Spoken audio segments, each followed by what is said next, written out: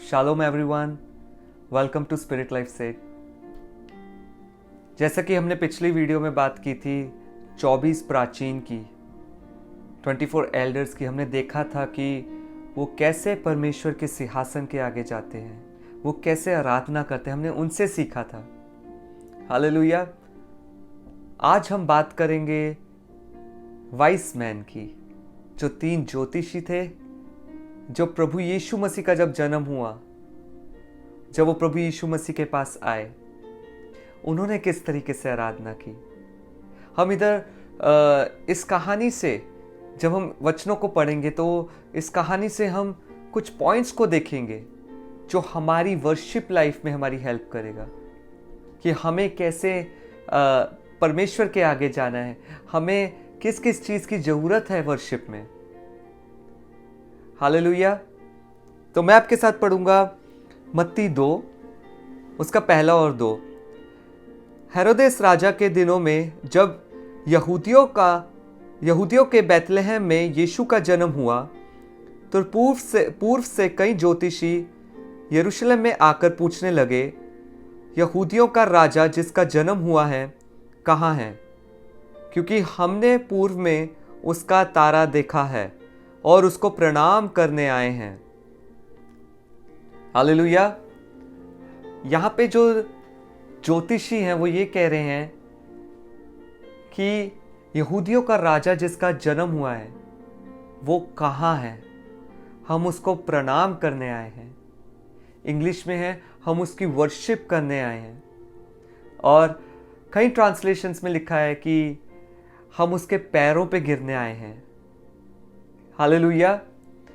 तो हम यहाँ देखते हैं कि जो 3 ज्योतिषी थे, जो वाइस मैन थे, उनका मकसद प्रभु यीशु मसीह के पास आने का, उसकी आराधना करना था, उसके पैरों में गिरना था।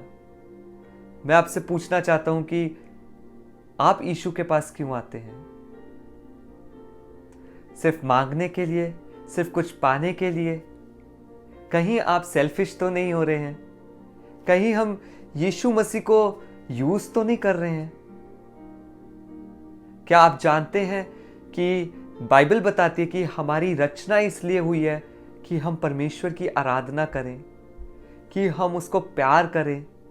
यही हमारा जीने का मकसद है। हालेलुया।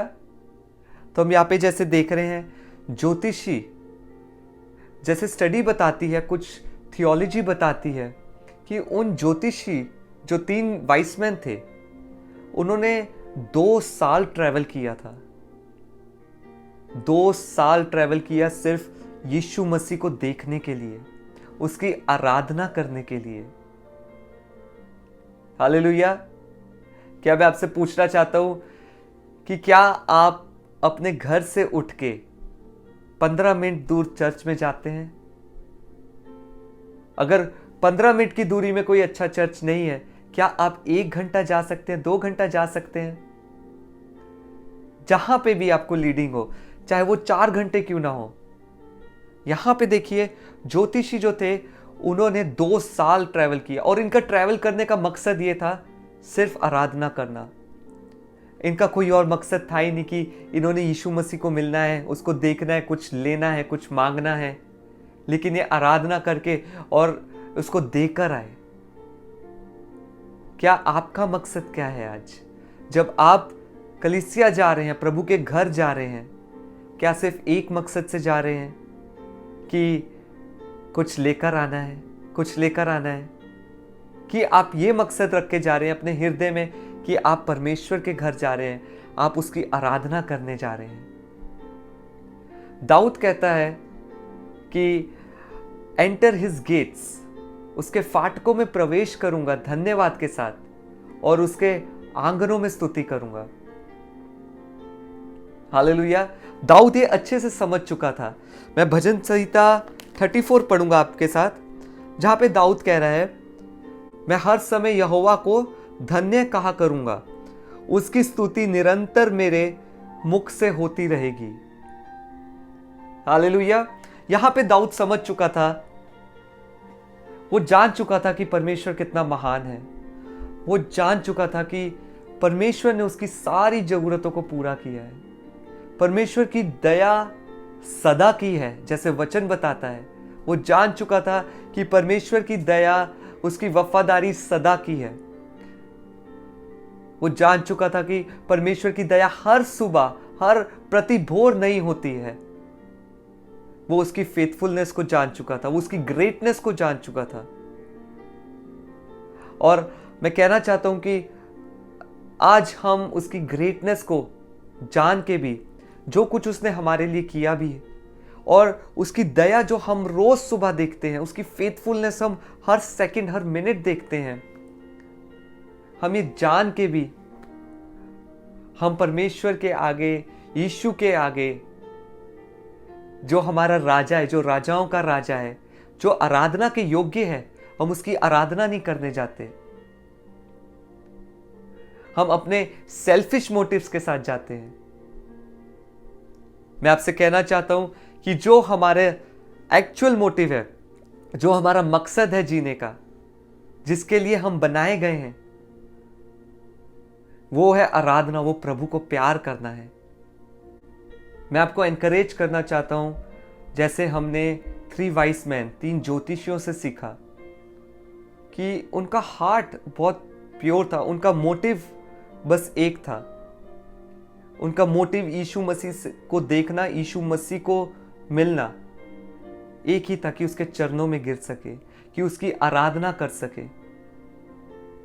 मैं आपको एनकरेज करूंगा कि क्यों ना हम इनसे सीखें कि हम अपने जीवन में कुछ समय निकालें, 15 मिनट, आधा घंटा एटलीस्ट, मैं कहूँगा कि जिसमें हम सिर्फ आराधना करें, अकेले में आराधना करें परमेश्वर की।